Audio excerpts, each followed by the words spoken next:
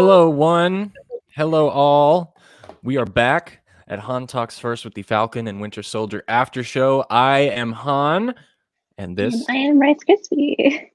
and we are here every week to talk to you about a spoiler discussion for the Disney Plus series. So if you haven't watched it yet, turn away because this was a good one. You're gonna want to have it saved and not spoiled for you. So you have been warned. And so yeah, we both just watched it. And I'm going to just go ahead and before we start I'm just going to say I'm usually the critical one. I have no criticism this week. I have no criticism at all. I love this week's episode. And I just can't wait to talk about it. I'm just going to remind everybody, if you're new here, please consider subscribing so you don't miss an episode, because we'll be covering the finale next week as well. And then we also have Star Wars talk shows every week here. On Monday, we do a live stream. And you can also find us on Spotify, on Apple Podcasts, and Stitcher, and Amazon, everywhere you want. You can follow us there so you never miss a podcast episode as well. So, like we do always. On the other hand, I'm going to complain. I'm kidding. Like we do every week, we start with giving you our general thoughts, and then we're going to jump into some of the details and hear from you guys to see what you guys think. So, baby, why don't you start off the show and tell us what your general thoughts were? Oh my God. I mean, where do I even start with this episode? I mean, it started with a bang, and it kind of did not let up, even though it did have some like more like calm moments, some like sweet moments, some very emotional moments, and a lot of it was incredible. Like, I know that we said the last episode, but I think this is the best episode that we've had, and I don't know how they keep upping themselves. And I know that some people were upset after like the cameo thing, whatever, and I think that they are wrong, and we'll talk about that. Amazing what episode cameo? all around. What cameo thing? They were doing the whole thing where like, there's gonna be a cameo by like a big name actor, and people were like, it's gonna be the Paul Bettany thing again, just gonna be like. Did they say that on the press tour? So apparently someone said it, but I didn't see the interview. Apparently somebody said something about that. It ended up being the Julia Louis-Dreyfus as Contessa Valentina something de Fontaine, which contains 2 drag queen names, so that's how I remember. AKA Madame Hydra. Madame Hydra. A little spicy up in there. Yeah, people were upset about it too because she had appeared in Agents of S.H.I.E.L.D., but it was like a completely different character, completely different Madame Hydra, and they're mad because she's not young and extreme like Hollywood hot, but like, I mean, it's Beeb, she's an amazing actress. Like, shut up. Are you talking about the woman who visited fake Captain America at the courthouse? The one who's like, hey, here's my card. Yeah, I can't wait to talk about her. But for me, my general thoughts on this episode, just like Chris said, is this is my favorite episode. I think this is the strongest episode so far. And I took a bunch of notes for this one, but you know, the big thing I want to mention for my general thoughts is that I think the Anthony Mackie shined so bright in this episode. He was absolutely incredible. His acting, his performance, his journey, the symbolism in this episode alone is so powerful, which I want to talk about too. And finally really diving deep into the themes of this show, which are race, which are how America treats their soldiers, how America treats their civilians, how the world treats their civilians, and just everyone's different ideals in this show about superhumans and things like that. This episode was my favorite so far, and this episode alone has made this my favorite of the Marvel TV show so far. And it really embraced that Winter Soldier movie vibe, and it left me at the end wanting, like, really excited for next week's episode. Not to say the others didn't, but this one was like 10 times me wanting to see the finale, and just but yeah, I think Anthony Mackie is the highlight of this week's episode. Definitely. And this was like his episode. Yeah. Yeah. Mhm. And if you guys are watching live, whether it's on Facebook or YouTube or Twitch, send us your thoughts in the comments. Send us your theories. We'll be sure to read them here and talk about them as well, so you can engage with us in real time as well. So, do you want to kind of start at the top of the show and then kind I of go through mean, towards the end? sounds good, yeah. I mean, Because those first 20 minutes, like you were saying, like, they were intense. They yes, were action-packed and, like, full of emotions too. Oh my god. That yeah, this showdown.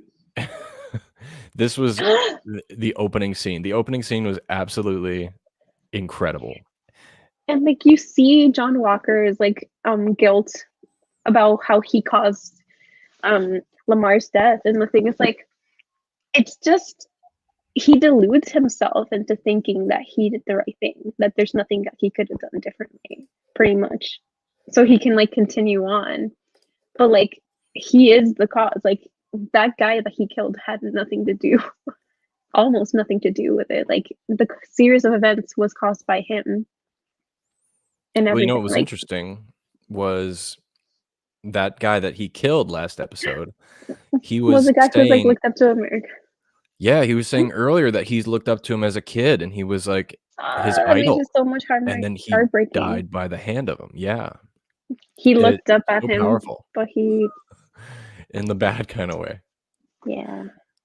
But yeah, the Yeah, opening and then oh my god, that part from, like, the trailer that we had where it's like, "You don't wanna do this." It's like, "Yeah, we kinda do."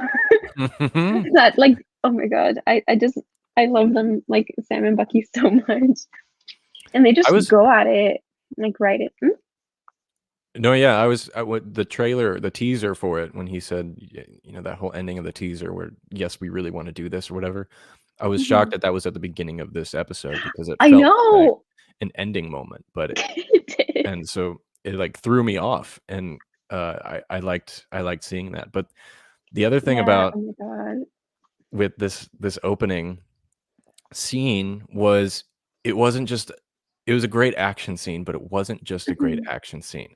The reason what made it a great action scene is because every punch, every fall was telling a story about Yes. these characters. That's one of the reasons why, like, relating it back to Star Wars, why I love that Anakin versus Obi-Wan fight on Mustafar. It was telling a Mhm. story Right, like, the based on the conflict and history. the feelings and all that, like, it just culminates within that fight.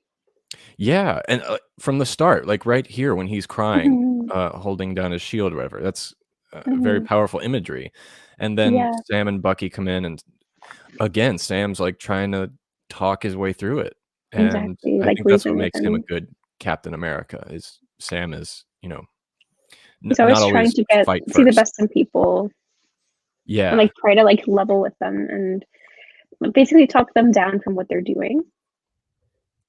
yeah, But, definitely, yeah, this guy is, like, too far gone. and that moment Oh my when god. The anxiety that that's whole scene because, like, when he pins down Sam and he's about to, like, decapitate him too, I'm just like, "Oh my god, no." Like, I know that yeah. they wouldn't let that happen, but, like, just the thought of it, I was losing my mind, and then he's like, "I am Captain America," and I'm like, "No." Like, I know. you're crazy is what you are, like and, I mean, I love the teamwork between Sam and Bucky in this scene, like, just them basically, whenever they were separated, they were a little bit weaker, and then they come to each other's, like, rescue, basically, like, they got each other's backs even though, like they said, they're technically coworkers who had a mutual friend. Yeah, I like that. But, like, I feel like they just don't admit that they have, like, feelings for each other and, like, they're friends and, like, they're actually closer than they let on. Yeah, I But agree. I just thought it was really sweet, and also Sam was, like, holding his own for not having had a super serum, Yeah, that's what I was like most interested in seeing was how he holds up against a super, mhm. human. So superhuman with a shield, and he Yeah. still was able to, like, hold his own. Sure, he had Bucky by his side, but, like, even on the one-on-one moments, like, he was doing fine. Sorry, can you hear that outside? Some Person's having a No. dance party inside their car, and it's super annoying. No, I can't hear it. Okay, And good. then at the ending of that opening scene when they won the fight against, John Walker, and Mhm. Sam just sits there for a second with the shield in his hand, and he wipes the blood from it, Oh my and god. then he Mhm. starts to cry. Without saying anything, I could hear him thinking, Mhm. "I'm sorry, Steve." Like, that's Right. how powerful his performance was in this, because I could tell exactly what Mhm. he was thinking, and he didn't have to say anything. Definitely.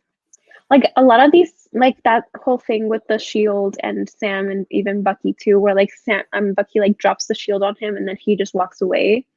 It's kind of like both saying, "Hey, he gave it to you. You take care of it," and also like, "Hey, see what you did." Like, not like, "See Right, what you did," but like, "This is why you should have taken it. Here, right, have it." And then Sam, like, holding the shield and wiping it off to her, be like, "I'm sorry," and trying to, like, restore, like, its actual, like, use and meaning back to it, and being like, "Okay, it's my turn. I have to do this now." Like, all right. in one.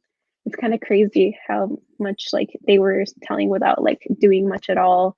And I don't think we're reading into it. I feel like that's the intention because it seems I so think so too. specific and so, like, emotional. I agree. It was very careful storytelling, and I think it did Mhm. exactly what it was meant to do, so kudos to the director for this one. And following that, we go into the court scene, which I thought was equally just as So good. fantastic of a scene. And even though I hate little John Bitch Walker, I felt for him in this scene for the first time, Yeah. because he's telling them, "You made me this way. You I trained mean, me to do yeah. this, and now you are cutting me out. Like, this is your own fault." I did feel like the government in America here was, like, leaving him out to dry for what they did because he was just following instructions and he was made to be this way. Sure, he was already having that inside him, it seemed like because he so easily took to it, but that was what they wanted him to do. It's just that it basically became a PR problem. So they're like, "Oh, good job, but it's not good for optics, so we're gonna let you go." Like it just seems Exactly. like he did exactly what they were wanting him to do. He just didn't want people to see it. Right, and So they're like, just like the woman said, mhm, they're happy that you did that. They would have been totally thrilled if you right. killed all of them, but, Mhm. they're trying to protect their image, so to speak, but Exactly, that's it's purely an image issue because that's exactly what they trained him to do, like, he did what he was told, and he didn't yeah, question it, which was, like, Steve's whole thing. He's like, "Hey, so sometimes instructions aren't the right thing to do," because he right. would I mean, that's the whole plot of Winter Soldier. Yeah, and this was Like, he's an actual patriot and not just a nationalist, because that's, like, a huge difference, like, you can be like, a patriot is more like America could be better, and let's make it better, and nationalism is like, "No, we're perfect, and we're the best, and that's the only thing that we'll hear, and nobody can tell us different. We have the power to do whatever we want." right. This And that's, was like, another huge, like, contrast between the 2. and the performance from what is the actor's name? Wyatt Russell? Wyatt Russell Oh, was he's the son of Ego. fantastic. Say what? So, it's funny because his dad was also in the MCU as Ego and, Guardians 2. Oh, Kurt Kurt Russell? Russell? They're Yeah, that's related? his dad! Oh, what? Yeah! I told Whoa. you! Yes, his Whoa, I guess I never dad. put it together. Okay, wow. But yeah, his performance in this episode was Amazing. fantastic. Like I said, it was the first time I ever felt for this guy, and not in the Mhm. way that I like him, but in the way of his story, his Like, he art. was kind of spitting facts even though he was in the wrong regardless. Exactly, exactly. Fun fact about John Walker, my brother is a huge, I would say, military expert. He Mhm. studies, that's what he went to school for and stuff, and he knows a lot about military and army and, all that kind of stuff. He said it's it's literally impossible for someone his age and his experience to have 3 Purple Hearts. So it's just a fun They fact. kind of just exaggerated his whole like thing. I think Yeah. that's also why they're like, oh, he's Captain America because he has all these achievements, and it's like, is that even possible? Right. Is that what makes him Captain America? All that stuff? Right. Because like that's not what makes Captain America. Like Steve was like his actual self and trying to win like for what's right is what made him Cap. Like he earned it. Right. Like this guy, sure he had achievements, but like it seems more like showing off because like Steve had nothing to prove. I mean, he Yeah. wanted to prove himself, but not for like any selfish reason. Yeah. And before we go on, I just want to welcome anyone who's watching live. Max says hello. He says, I really like this episode, but episode 4 is still his favorite. It was Really? amazing. I mean, I understand, but for me, this one was my favorite. And he goes on and says, when John said, I'm Captain America, I thought like Loki is more Captain America than John Walker. I don't understand that reference. Also, it's kind of like what I think when he's like, I'm Captain America, he says it like multiple times. It reminds me of in Game of Thrones, like Tywin Lannister at one point, he's like, oh, the person who keeps saying he's a king, like whoever keeps saying I'm the king is no king, because that's just like you wouldn't have to prove yourself as king if you are the king. Like you wouldn't have to do that. Yeah. It just seems kind of more like defensive. And sure, Tywin's kind of a piece of trash, but that was correct. It's kind of like that guy from Shakespeare who's like, does I know self be true? And I'm like, you're an asshole though. And also Luke says howdy in the chat. And Alan Wheeler is here. He says, hold up, I am Captain America. Oh my god, who's Mephisto? Everyone's Mephisto, and the half other is Captain America. So the real Captain America are the friends we made along the way. So during that court scene is when we first meet this this lady. I didn't catch her name, her character name. I sent it in one of the photos. It's like Contessa Valentina. Oh, yeah, I didn't Julio have time Stefan to upload Montoya all the del Rosa photos. Ramirez. Oh, here we go. Okay, Contessa Valentina Alegra de Fontaine. Right. Or And Val. she was like, but you can call me Val, but don't call me Val. Val. Don't say it. Keep it in your head. So normally, well, first of all, I assume this is the power broker. Is that what you assume as well? Would make sense, but I don't think so. It could actually work because she knew about like the serum and everything, but I think that's more because she's Hydra, but she could be both. Okay, so you think I she's don't know. kind of like a neo-Nazi? Oh, she definitely is. Leader? She's like a remnant of Hydra, for sure. Okay. And there's like some rumors and speculation that she might put together the Thunderbolts, break Zemo back out from the Wakandans. Yes, and get like a bunch of like. You want to explain this? Yeah. And then somebody was saying that Sharon would be their Coulson. I'm like, no, I want Sharon to be good. Okay, so what she's saying is there was this theory that someone was suggesting on Twitter saying that Madam Hydra is rounding up the Thunderbolts for General Ross, sort of acting as an evil Maria Hill to his evil Nick Fury. So don't be surprised if we see her in Black Widow and other upcoming projects. So the funny thing is she was supposed to debut in Black Widow, as far as I know, and this came out before. Really? So it's like, that's why her cameo seems so like weird and small and not explaining anything, because she was supposed to show up in Black Widow first, I think. That's what I was going to say. Which would make sense. Normally, if I'd have seen this character come on screen, it would have annoyed me. It would have bugged me. It would have been one of my criticisms. But the way she played this off, I fell in love with her character. And she did such a fantastic job. My favorite line from her was, she was like, you made 2 of the best decisions of your life. One of which was, killing that guy or something like that. And she was like, do you know what the first one was? Tied with marrying this hotshot, but it's when you answer the phone call that I'm going to give you. And I was like, that's Yeah, such a it's like, good what? line. It's so good. Also, did they really just give John Walker a Latina wife to make him look less racist? I was very weirded out by that I'm as just like well. It was so random. I'm like, I don't know whether that makes him like what that does. I'm just like, it made me feel kind of weird. She I thought seemed it was nice. She deserves I way better than him. I But thought it I'm was just his like, girl, lawyer. get out of there. I thought so too. And then she's like, and I'm like, are they? Are they? It was weird. It was very weird. Maybe I'm just like, I don't know. It just made me feel weird personally. But it's so funny. People were like, "Oh my god, what if John Walker's lawyer is Matt Murdock?" I'm like, he wouldn't do that. Like, Who is Matt Murdock? Daredevil. Okay, I thought it sounded familiar. But like, Daredevil's a good guy. Why would he put himself through that? Like, I'm just like, dudes, you know, there's like more than like one lawyer in the world that you're not gonna be like, oh my gosh, She-Hulk can be his lawyer. I'm like, she wouldn't do that either.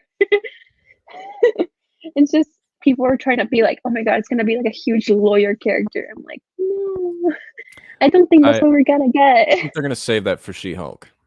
And, Oh, for sure. I know nothing about She-Hulk except for the fact that she is a lawyer, and Hmm. I gotta tell you, that's probably one of the things I'm most looking forward to, is seeing a Marvel story set in the world of Like law, like regular kind of world. getting a courtroom drama type Yeah. show. Like how like I'm a big horror fan, and the next Conjuring movie is takes place during a court scene, Oh, a really? court hearing. Yeah, and Like it's within the court hearing? That's kind of crazy.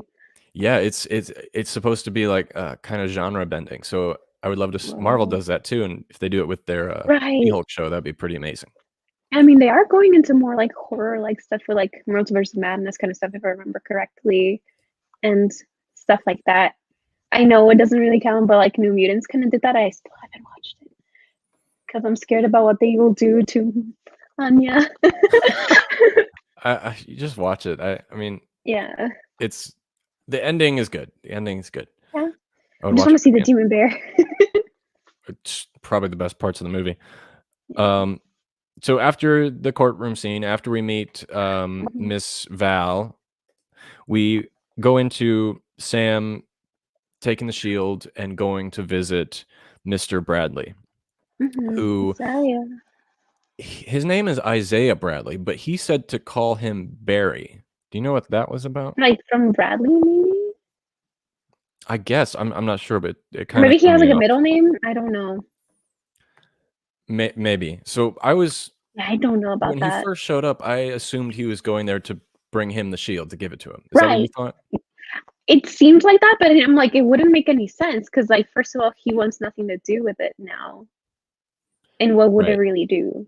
Like, that's not the plot resolution for those two characters. I mean, it could work, I guess, for like his grandson because I mean, to join the Young Avengers, but like, I really don't think that's what they were trying to go for. But maybe to No. be like maybe like a peace offering or something. But I don't think so.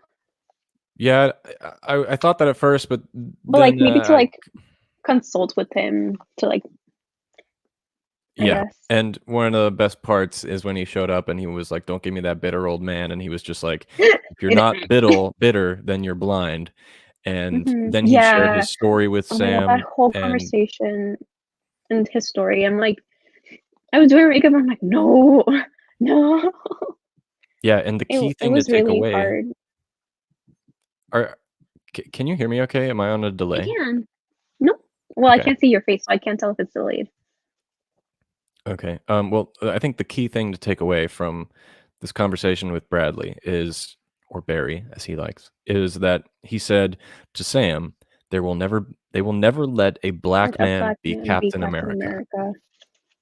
And Right? Because I mean, that brings normally us they to, yeah, go ahead. sorry, because I mean, the whole thing is like they want the next Captain America to be also blonde hair, blue eyes. Literally what like John Walker was, what Steve Rogers was, but like it did have like slight like not slightly, but like some white supremacy ties, like how they wanted to be like, oh, the perfect human, but like in contrast with like the actual Nazis and stuff. But I feel like that's why John Walker was so bad, because he was like the epitome of that, but based solely on that, like people like the Nazis would do, like, oh, that's what makes you a good person, and that's what makes you worthy of these things, and that's what makes you like this type of human, which makes no sense because like Steve Rogers, like they said, like he just happened to be those things. So that's the image that some people have within this world of Captain America, and some people even like. I feel like this was kind of calling out those people who are watching the show or refuse to watch the show because they know that Sam's gonna be Cap, or they're like, oh, they're trying, because people are like fully on Twitter being like, John Walker's my favorite character, he did nothing wrong, and I'm like, it's okay if you like the character because he's a well-written villain, but recognize he's the villain.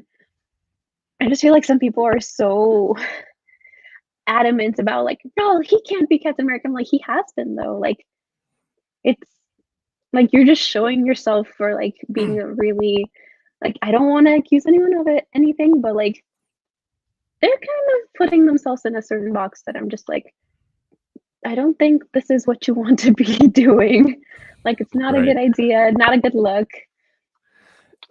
And I mean, that's what this whole show is really about, the fact that there's going to be a change. There's going to be a Black Captain America. And while it's not the main focus, that's what's really going on behind, in between the lines and stuff. And that conversation was really, it was really powerful. And it wasn't just about Sam. It was about all Black people in America. It was about all Black people in the world. Like, and I think it was a great way, like you said, all these people who may have had a problem with, there can't be a Black Captain America in real world. And whether it was an issue or not, I think this is the best way to handle that transition from Steve to Sam, because it gives us a new perspective, and it also completely changes the character and makes it something brand new. The thing is, like, Captain America is supposed to be a symbol of the people and protector of the people for.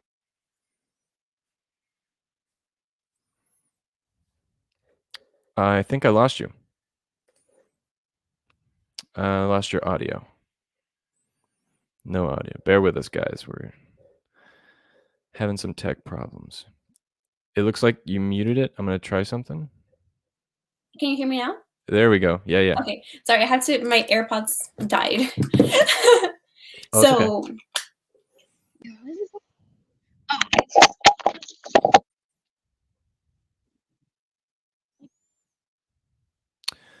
You know what, baby? I still can't hear you. You cut out again. You're muted again. Is it better now? There we go. Sorry, okay, I think it reconnected and then disconnected and then I'm muted like automatically. But it makes no sense to limit what Captain America looks like for Americans when like Americans can look like anything. Literally, you're discounting so much of the population by being like, oh no, he only has to be like white, blue eyes, blah, blah, blah. I'm just like, it's ridiculous. Like, people should be able to see themselves in Captain America, and just as they can see themselves in any other character, like they should be able to also look up to them.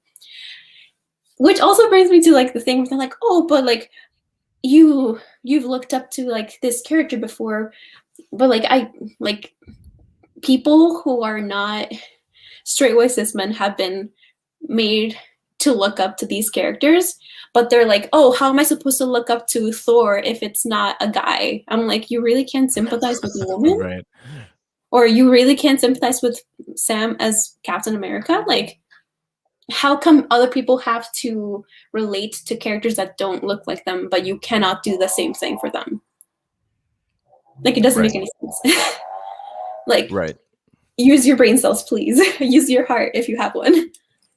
Yeah, and I'm excited about where it's going. You guys who are listening to this, let us know in the chat, or let me know elsewhere what you guys think about this and where you think the show is going to go.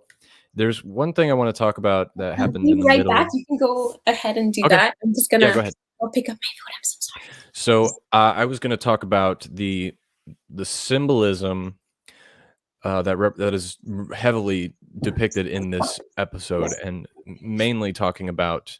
I'm going to mute her mic real quick while she grabs some food. Is the boat. the boat is a character throughout this whole season.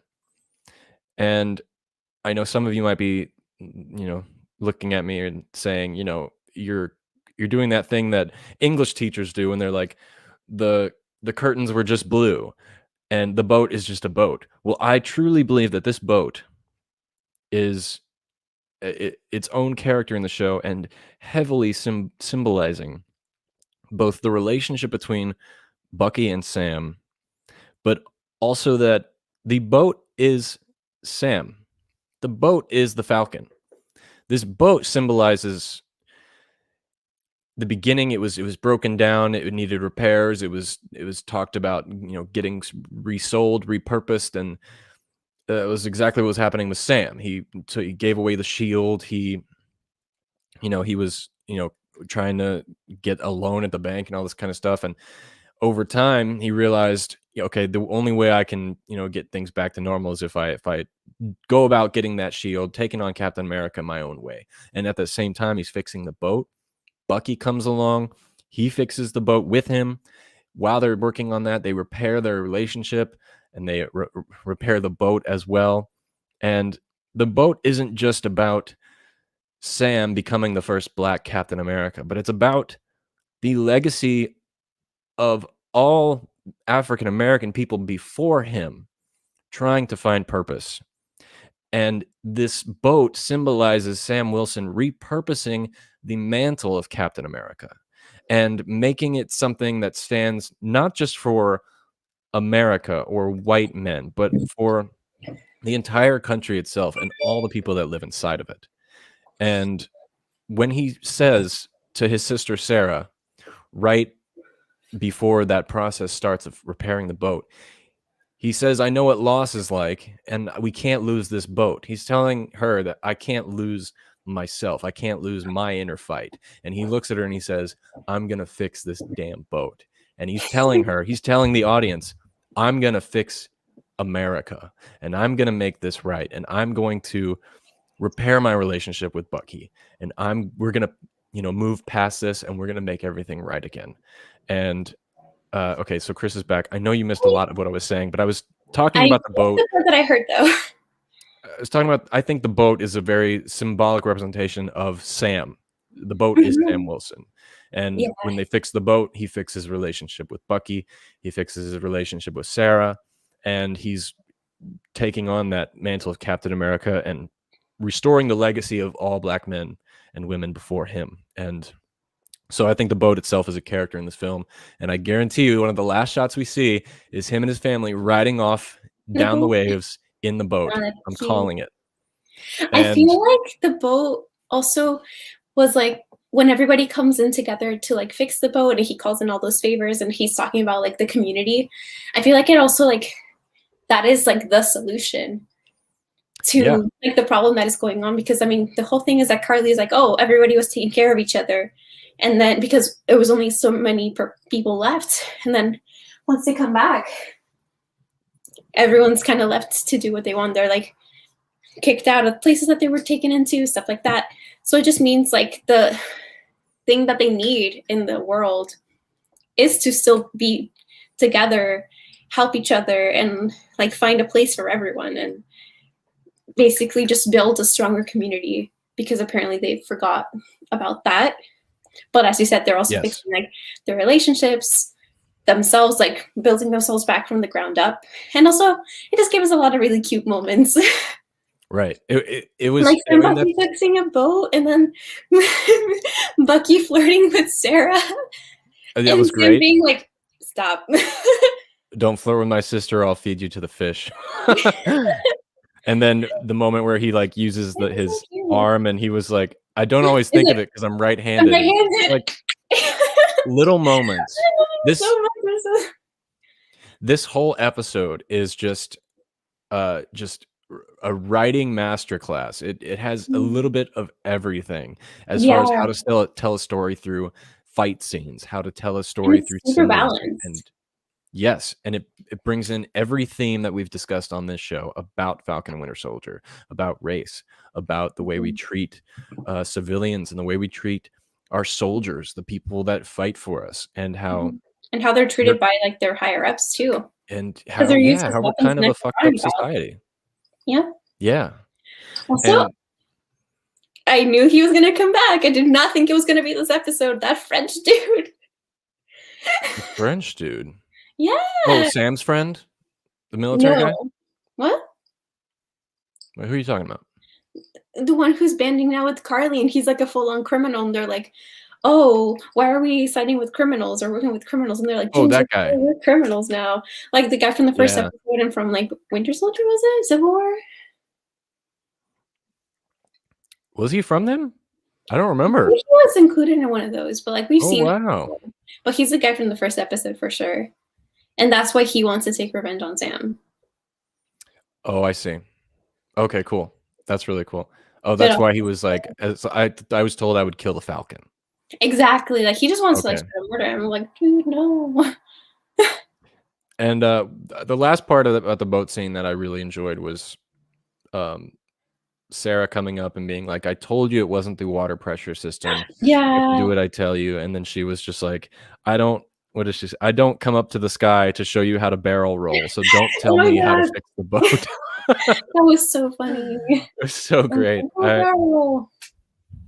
This was a fantastic episode. I think one, because of the length. It was almost an hour long. This show needs to breathe. And I think the episodes before it have struggled with timing, and they're still good, but the pacing of this episode, they gave it time to sit with all the characters. And I think next week's episode is going to be a little over an hour. Oh, I hope so. Because there's still quite a couple things. Yeah. So let me look here at some of the pictures you sent me, because I didn't know what a few of these were. So if you could help me explain. Also, I think Bucky is gonna go back to the old guy from the first episode, I'm hoping, and then actually make like how Sam was like, no, amends is about making other people feel better too, not just making yourself feel better because you are avenging or like just apologizing just for your own sake. Like what actually makes you heal is to make other people feel better and be better and be better. Also, oh my god, the scene was so good. I agree. And I agree with you that he's going to make amends with him. I already said I think the last shot will be them riding off on the boat. I think the second to last shot will be Bucky making amends with the old man, and it's going to make us weep. I cry. Really hard. That's going to be the ending of next week's. I'm calling it right now. It's going to, and we didn't talk about Zemo. Right. We didn't talk about Zemo this week. So is he where he wants to be? Does he want to be captured? Does he have a plan? Because we still haven't seen him in the mask yet. Right. Do you think he's going to do his escape or be broken out in the next episode, possibly by Madam Hydra or something? Or is that like possibly? Too crazy? No, possibly. And I think. Do you think somebody else took his mask? Maybe. I mean, Max had given us a couple theories in the past. One thing he did say today was, it turned out I was wrong with Zemo because I thought he would show up again in this season. But to be honest, I'm happy that we saw him again in this episode. And I know he's been saying that his theory is that they're going to bring him off to another show or another movie, and he'll be the villain again. Yeah, so, probably now with like the whole thing with Thunderbolts is most likely where he's going to be and be part of a like evil team. But I'm just like, he's such a good complex character. I just wish that he could also let him be like do good more than just for a couple episodes. Yeah, because he's so charming. So like, he can also he is like a sneaky, charming like villain type, but at the same time, like he's capable of also being extremely helpful. So I don't see why he has to be one side only. He could be like a great character. I have to highlight this comment real quick. What? Walker would never be able to be Captain America. He doesn't have the ass. Right. That is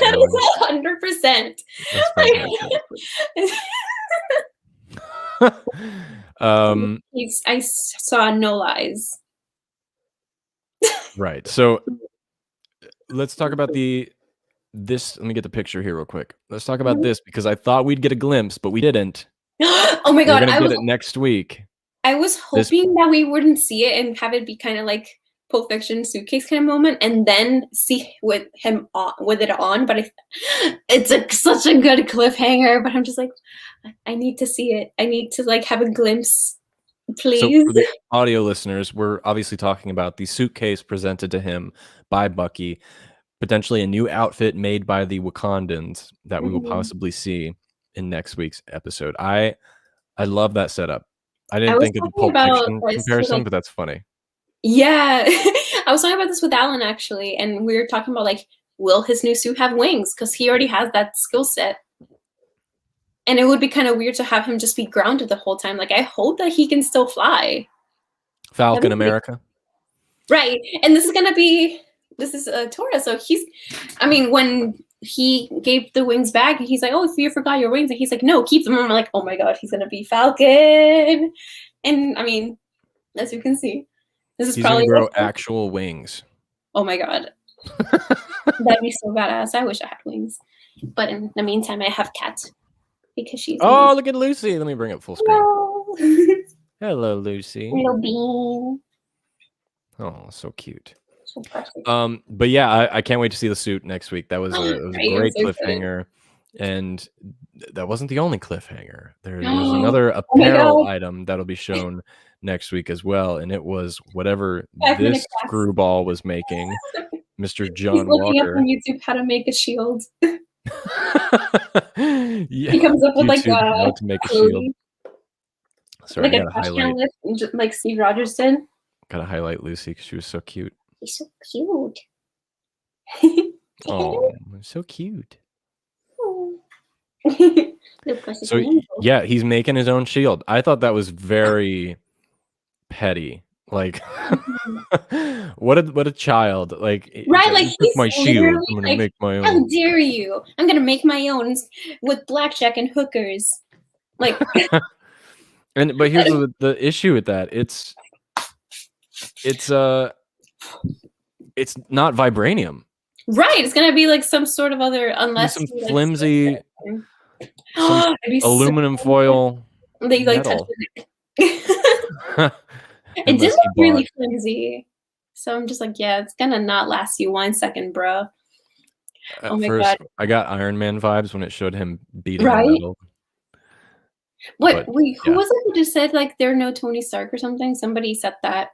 And then they have this. I'm just like, I don't know. There was one last picture I have that we didn't talk about because I don't know what this is. Oh, so that's Madam Hydra in the comics. Oh, that's what she looks like? Yeah, so that's why she has like the streaks. So they gave Julia Louis-Dreyfus like blue streaks in her hair. Oh, she did? Yeah, she had like slight streaks. It was in like in dark blue or purple. Okay, interesting. Yeah, so she's possibly definitely going to be Madam Hydra. Interesting. Also, there was like this theory because I mean, normally John Walker is U.S. agent, but someone's like, oh my God, what if he's Captain Hydra? And it's like straight up just Hydra, Captain America. So that'd be pretty interesting too. Very interesting. Before, I'm gonna help you, but it seemed very like, oh, JK, I'm recruiting you, and now you work for me, and there's no escape kind of thing. But also, you're into it because you get to like kill people, which is what you want to do anyway. Right. Before we give our last minute thoughts, I'm gonna go to the chat. So if you have any last minute theories or comments about this week's episode, throw them in there now so we can get to them. And starting with Alan here, it says, I think it's super important that Sam had the convo about understanding their fight, since it shows he's capable of thinking of a group bigger than himself. So yeah, that's something we've been talking about a lot recently, is just Sam Wilson's approach to conflict. And that's one of the characteristics that makes him a good candidate for Captain America. And let's see here. Josh says, I think Zemo will be recruited by Madam Hydra. And the Thunderbolts are kind of gray. They are sort of like the Suicide Squad. Okay, interesting. What do you think about this? Because, like, how are they, like, that gray if they're, like, led by Nazis? Right. It's like accidentally do stuff that's good. Max says, I think that Zemo will be the villain in the Falcon and Winter Soldier season 2 if they are making a second season, but I think he will definitely return again. Somewhere. So I wasn't on the mindset that there would be a season 2 of this show. I have reconsidered that. I think there is potential for a season 2. WandaVision, no. Right, limited series for sure. Falcon Winter Soldier, it can continue on as a second season because it's not limited in its story, and there can always be more for Bucky and Sam to adventure on. So I think it's possible, Max. I think we could definitely see that. And Josh also says Madam Hydra is Mephisto. Well, we figured it out here. Walker's making is Mephisto. Right. Let me see here. Okay, do you have any last minute thoughts about this week's episode before we head out? I mean, I saw a lot of like really cool comments here from Alan too, and it was pretty good. I mean, it actually makes sense that Zemo wouldn't join them because he doesn't like soups. But at the same time, it's just like, I feel like he could go either way because he does want to take down and like stop more people from becoming superpowered or soups in the boys speak. But at the same time, he does want to like be in a certain position of power, and he can use people like that for his own benefit. Like he helped Sam and Bucky is technically also a soup, but he also like used that for like his own advantage to be like freed and whatnot. So I feel like it's kind of more like means to an end and not like, oh, I'm helping them because I believe in the cause. We could kind of be either way. Also, honestly, there's like a lot of really good comments. And he says, unless they're trying to sabotage from the inside. Exactly. He would totally do that. Like, because he's always playing like mental 4D chess.